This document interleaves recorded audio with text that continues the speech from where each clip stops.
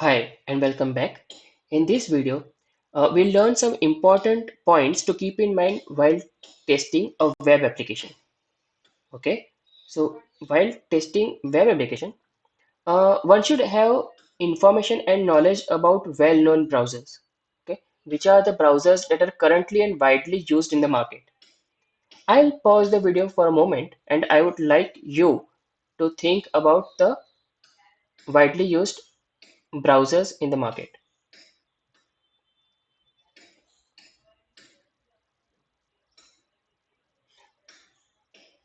Okay, so I hope you might have collected the information and you know the answer. So the different types of browsers which are widely used in the market are Chrome, Firefox, Safari, IE, that is Internet Explorer, and Microsoft Edge. These are the widely used internet browsers. Okay, so web applications run in browsers, and you should be knowing different types of browsers that are used in the market. But hold on, there is one browser in the list that has got obsolete. It is not used much now. Can you figure out which one? That is IE, Internet Explorer. Internet Explorer was a browser that was used quite a lot few years back. Okay, but later on, because of Google Chrome and Microsoft Edge and Firefox, IE is not being used these days. Okay, so you should be having all the knowledge about different kind of browsers.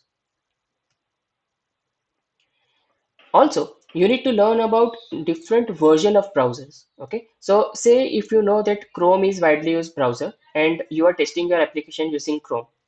Now, which version of Chrome you are using? As for example, the latest version of Chrome is version 15.0, but in your system you have Chrome 3.0. Then is it good to test the web application in Chrome with version 3.0? No, because after 3.0 we had so many updates of Chrome, and current version of the Chrome is 15.0.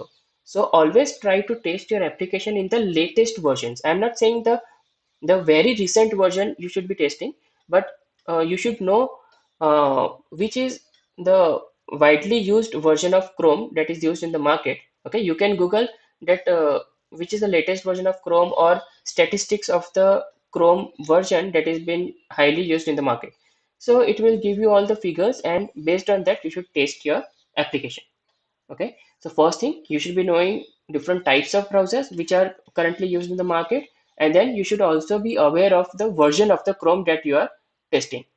Okay, if you can Google all this information, you'll get all the information, right? Now let's see the usage statistics of different web browsers worldwide. So as of today, that is 2023, Chrome is used 63.56%, and then followed by Safari web browser, which is used 19.85%, and then it is followed by Edge and Firefox. Okay. Now, say if you get a web application to test, and in your PC you have Microsoft Edge, uh, whose market share is 5.43%. Then, would you test the whole web application in Microsoft Edge? If you do so, then you are committing a big mistake, because you are ignoring Chrome browser that has market share of 63.56%. Okay, so it is recommended that you should always test your web application in the most widely used browser. In our case, it is Chrome. Okay, so if you remember, we have software in the software testing life cycle. One phase is about test environment setup. Okay, so even if you don't have Google Chrome, you can ask your IT team or the developers or the stakeholders and tell them that you want Google Chrome because it is widely used browser. Okay, and also you can get information from the developers and ask them that in which browser you should be testing the application.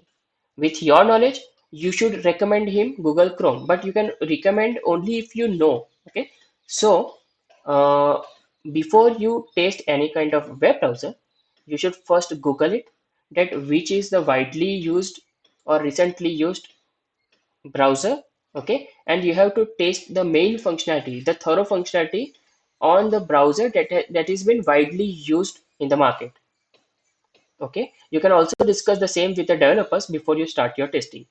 So in test environment setup phase of STLC, you can think about all these parameters. Now let us see the usage statistics in USA. So why have I have also mentioned the usage statistics in USA?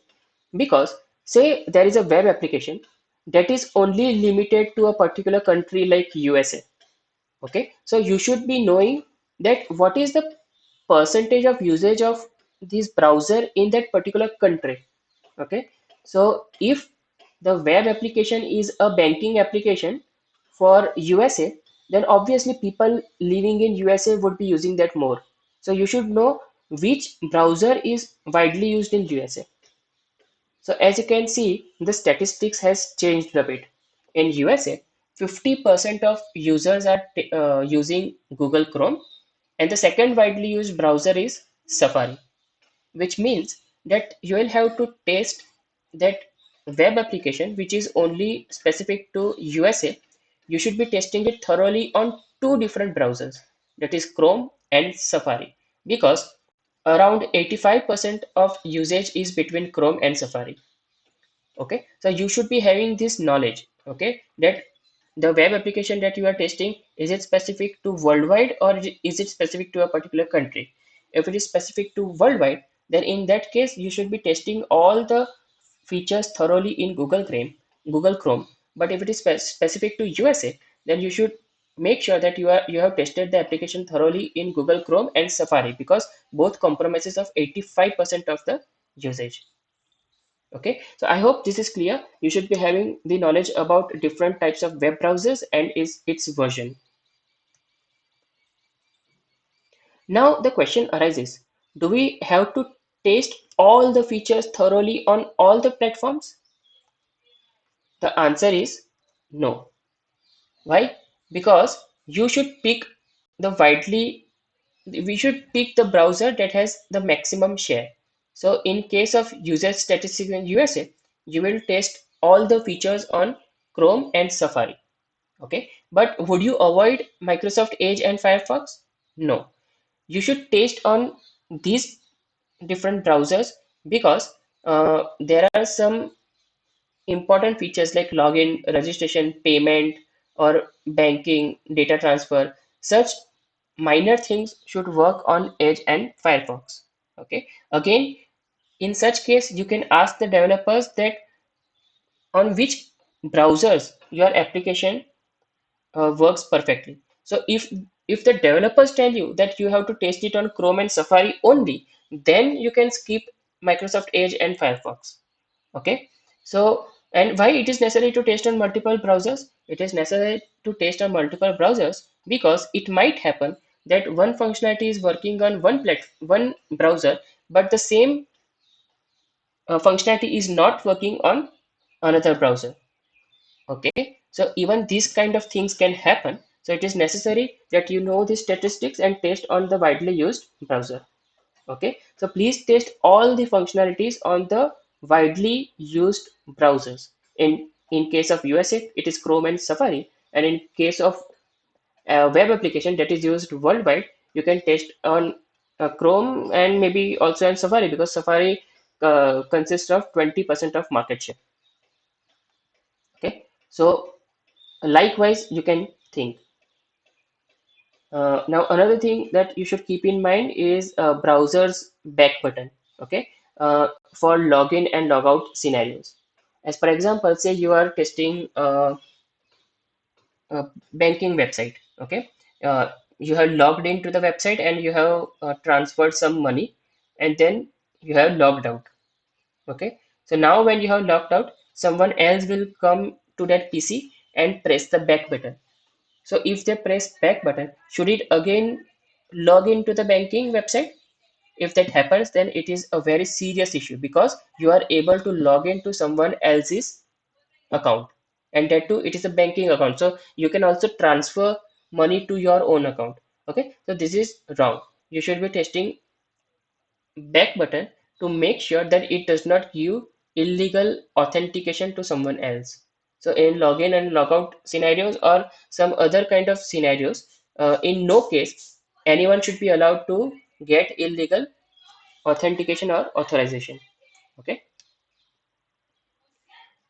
Another important thing that you need to test is HTTP and HTTPS. Okay, so what is the difference? You might have seen some websites which has a URL as HTTP, and in some cases you have the URL as HTTPS. So what is S? S meaning secure. Okay, so if you are testing something and the developers provide you the URL with HTTP, then you can tell them that this is not acceptable because we want to test in a secured environment. So the production and beta web applications, they must have HTTPS. That is, once it reaches the customer, okay, uh, uh, please understand this point. Once the web application reaches the customer, it has to be HTTPS, that is secure. So what is the difference? If we use HTTP protocol, okay, then whatever data you fill in any form, say registration form, and when you press submit, so from your PC to the server, all this data goes as a plain text. Okay, anybody can uh, come and get the information. Okay, the hackers can easily get the information from the internet. Okay, so you need to make sure that it is HTTPS. So what happens when you use HTTPS? So whenever, say, there is a registration form and you fill all the information and then tap on register button, all the data is encrypted and then moved onto the internet. Okay, so data is encrypted. Okay, so your name would be something else, it will be encrypted to something else which nobody would be able to understand. Okay, so please make sure that websites needs to be tested in HTTPS environment, and the data should not float on the internet as a plain text. Okay, so you can ask the developers about the same. Session timeout. So while testing a web application, actually it also applies to mobile application as well, but session timeout is something that you should know. So what is session timeout? When you are testing some applications, web applications like a banking website, okay? Now say you have logged in, and after logging in the banking website, uh, it's idle. I mean, you're not doing anything, okay? So the website would think that there is no activity and it is fishy. I mean, after login, nothing is happening. Okay, after say 50, still 15 minutes, nothing is happening. So in that case, the website would log you out automatically. Okay, because it will find this as fishy that someone has logged in but not using the application. So it automatically logs you out of the system. Okay, so this is for security purpose, and for such kind of applications that contains some confidential data like banking websites or say something like Facebook, where we have some personal information, photos and data, then such kind of things should be there. Okay, so session timeout for web applications should be there for such kind of websites like banking websites or something like maybe Facebook or something. Okay, and you might have also seen in some kind of banking websites this kind of scenario that after login, if you don't do anything, then it logs you out of the system automatically. Okay, so these are the things that you should keep in mind while trying to work with web applications. Now, one more thing is maximum login return. Okay, say there is a hacker who has got your user ID. Okay, and because your user ID is compromised and it is available to someone else, they'll try to log in with some random password. They'll keep on trying with multiple passwords, like anything. They'll try 1 2 3 4 5 6 7 8 or anything. So if there are weak passwords, you have set up weak password, and someone else is continuously trying to log in your web application with your user ID, and if it keeps failing, okay, then after some retry, the system should lock the lock-in mechanism and should not allow that user to log in. Okay, so this is another way in which you can check the security of the application, because if someone else is trying to log in and if he has tried for say 10 to 15 times, then after some number of retry, you should lock that account and only unlock it some after say 1 hour or whatever time the management decides. Okay, and in that case also, nowadays when someone is trying to hack your account and after say 10 or 15 attempts, they will send an SMS to the number associated with that account, and they'll have a message like, hey, someone is trying to continuously log into your system. So if it is not you, then you will understand that someone else is trying to uh, access your account. So this is what we need to test. Okay, in that case you can go to that website, log in and change your password. Okay, so these are the things that you should be knowing while testing web application, and you should actually test all these scenarios. Okay, so to summarize, you should be having the knowledge of the latest types of web browsers. You should know the statistics worldwide and into any specific country for which you are testing the web application. Then you will have to test on widely used browsers, then test this back button, HTTP and HTTPS. You should also be testing session timeout and maximum login retry functionality should be working. Okay, if it is not implemented by the developers, then you can suggest them and file a bug as a suggestion that you should be having this mechanism. Okay, so this is all about testing web applications. I hope you have liked this video. I'll see you in the next lecture. Thank you.